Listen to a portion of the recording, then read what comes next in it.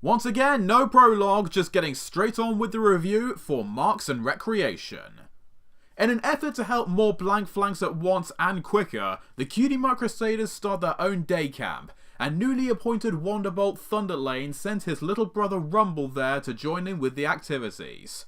After an unsuccessful first day, the CMCs try to encourage him to keep going, before he shocks them all by revealing that he doesn't want his Cutie Mark at all.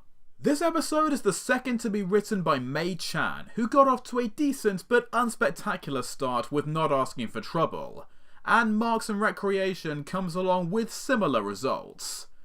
Being the complete polar opposite of every other Cutie Mark themed episode yet, the premise is certainly a compelling one.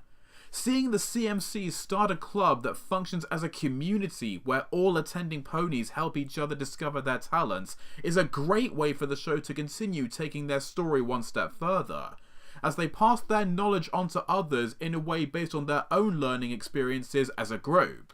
After only receiving a small appearance in Season 2's Hurricane Fluttershy, Rumble is brought back, albeit with a completely different voice, to occupy the main role. And this is mainly where the episode has its ups and downs.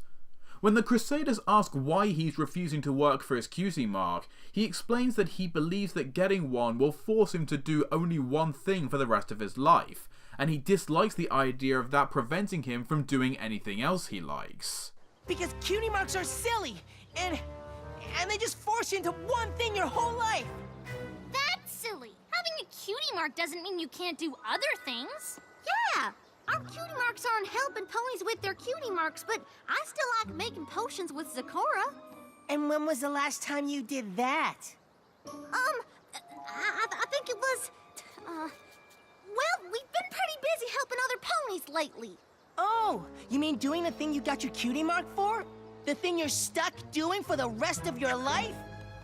Okay, maybe we will be doing that more than anything else. But we love being Cutie Mark Crusaders.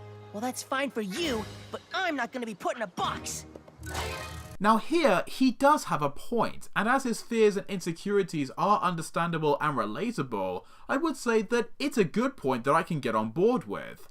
His behaviour afterwards, however, is what I have kinda mixed feelings about. During the Cutie Mark Club meeting the next day, Rumble bursts in and promptly shares with everyone his belief that Cutie Marks are a waste of time, blocking out any and all arguments the CMCs try to make.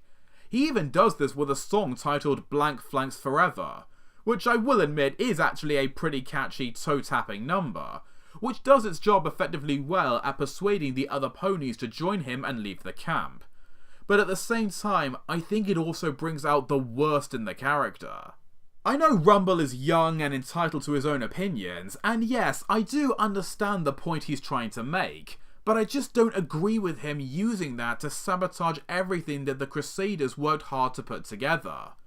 On top of that, at this point I feel like he's only acting out this way to spite the CMCs, rather than for what he believes is for the good of the other ponies, since he never really gives any of them a chance to think for themselves. So does that mean that I think Marks and Recreation is a complete waste of time? Absolutely not. I still like it. As I said, the idea of the Crusaders forming a club to help other blank flanks is a really good one that delivers some fun moments and interesting thoughts. And the inclusion of Thunderlane does strengthen the overall story considerably. Throughout the episode, we see how Rumble idolizes his older brother, and in the third act, we learn that he wants to follow the same path and become a Wonderbolt someday. As a result, he rejects any and all other choices of activities as he's afraid that one of them might land him with a Cutie Mark that will prevent him from doing that.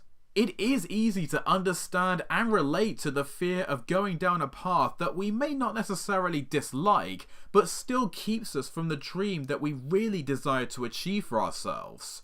So while Rumble isn't always portrayed as a particularly likeable character, he is always portrayed as an identifiable one. And eventually, he does come to realise that it is okay for him to be more open with his options and enjoy other things. And the episode smartly concludes without him receiving a Cutie Mark, thus leaving the series open for more options as to where it can potentially take any future character developments. Overall, this is an episode that holds up enjoyably well, even if it has some problems that hold it back from being as great as it could have been. The intriguing concept doesn't fulfill all its potential, and the characterization of Rumble may be a bit uneven, but Mei-chan's second offering for the show is definitely still a worthwhile and entertaining one. And in keeping with the episode, I'm gonna rate it in haiku.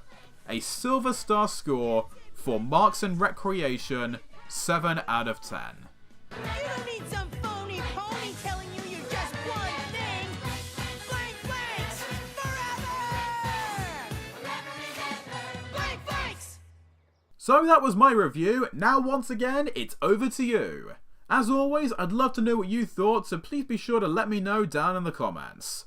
Until next time, thank you all for watching as always, and keep shining on, every pony.